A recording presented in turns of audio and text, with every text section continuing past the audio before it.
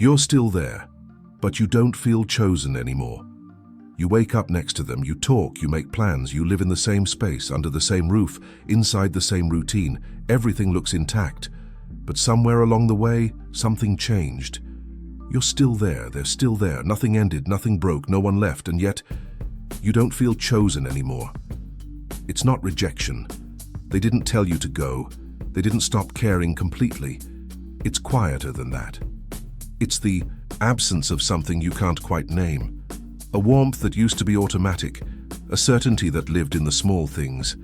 You used to feel it in the way they looked at you, in the way they reached for you without thinking, in the way your presence mattered, not because of what you did, but because you were you. Now you hesitate. You're there, but not sought, included, but not prioritized, acknowledged, but not seen. And the cruelest part is this: no one did anything wrong. There was no betrayal, no fight that shattered everything, no moment you can point to and say that's when it ended. It just faded. So you stay, because staying feels safer than naming what's missing. Because once you say it out loud, it becomes real.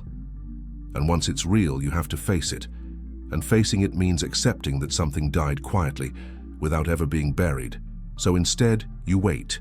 You tell yourself it's just a phase, that life got busy, that stress is high, that things will return if you give it enough time. But deep down, you know. You know because your body knows. You feel it in your chest when they walk into the room and don't notice you. In the way you rehearse things to say, hoping it will spark something.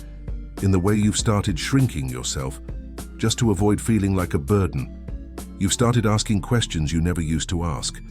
Am I too much? Am I not enough? Did I do something wrong? Did I miss something? And the answers never come. Because the problem isn't something you did. It's something that stopped happening. A current that once flowed effortlessly between you and now requires effort just to feel. You're still together, but you're alone. And that kind of loneliness is worse than being alone. Because when you're alone, at least the emptiness makes sense. But when you're next to someone and still feel it, your mind keeps searching for a reason that never appears. And then, slowly, something becomes clear. Being chosen isn't the same as being kept. Being kept is passive, it's inertia.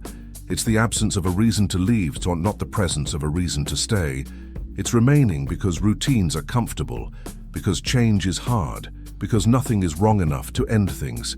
Being chosen is different, it's active, it's intention. It's the quiet decision made again and again that this person matters, that their presence adds something irreplaceable, that even on heavy days, they're still the one you turn toward.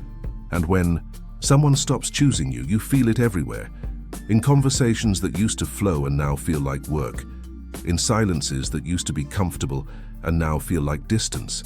In touch that once felt instinctive and now feels like obligation. You feel it when they ask how you are but don't really wait for the answer.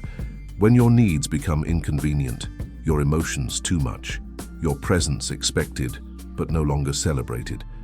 And the hardest part, you can't even be angry because they're still kind, still polite, still there. But they're not with you, not in the way that matters. And without realizing it, you start to disappear. Not dramatically, not all at once, just a little each day, a little quieter, a little more careful, a little more invisible. Because when someone stops choosing you, you start wondering if you were ever worth choosing. Maybe you're asking for too much. Maybe you're remembering it wrong. Maybe it was never what you thought it was. But you're not wrong. You're not imagining it. Something did change. And it's not your fault because people can love you and still stop choosing you. They can care and still let the connection drift. They can want you to stay and still make you feel replaceable. Not because they're cruel, not because they want to hurt you, but because they stopped paying attention. They stopped tending to the connection, stopped asking what you need, stopped noticing when you pulled away, when you went quiet, when you began to fade. Maybe they don't even realize it's happening. From the outside, everything looks fine. Nothing is broken, nothing is burning. You're still there, but you're not fine. And neither is this. Because a relationship can survive many things: stress, distance, even lack of passion. But it can't survive without intention. When intention disappears, what's left isn't love. It's arrangement, routine, proximity. And staying inside that slowly erodes you. Because being there isn't the same as being wanted. And staying isn't the same as being chosen. You can't choose for two people.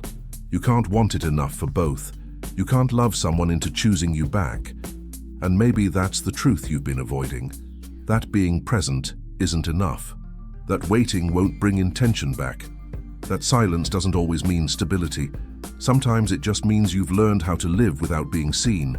You're still here, but you don't have to disappear inside a place that no longer chooses you. Not like this.